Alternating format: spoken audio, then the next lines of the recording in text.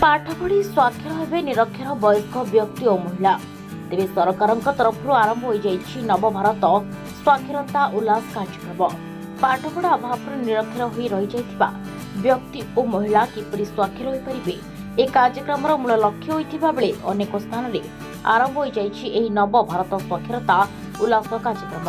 ठीक से ही CRCC Trilochan beige तत्वावधान पुरी जिला गोप ब्लॉक सूतन साधन केन्द्र और पाखापाखि विभिन्न विद्यालय अनुष्ठित हो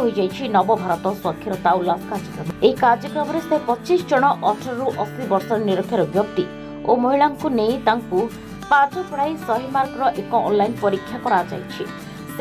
सूतन साधन केन्द्र में 35 मल्लिया तुठ प्रकल्प प्राथमिक विद्यालय 20 जन, तर्क प्रकल्प उच्च प्राथमिक विद्यालय 10 जन,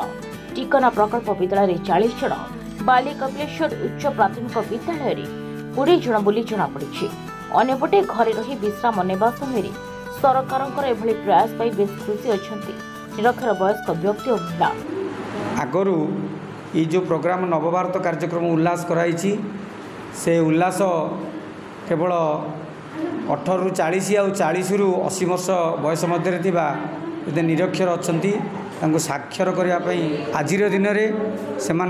एसेसमेंट कराई। आगुरी से आम सर्वे करी से पाठ पढ़ाऊलु स्वेच्छासेवी आगू निजुक्ति हे शिक्षक मैंने जो मैंने सर्वे करते से घर को घर जा पाठ पढ़ाई जोटा कि आज बेसलाइन टेस्ट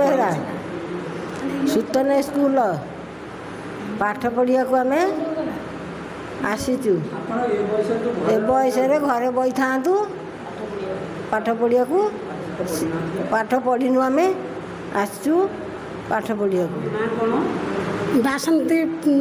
पढ़ा तापरे सूतन स्कूल गोप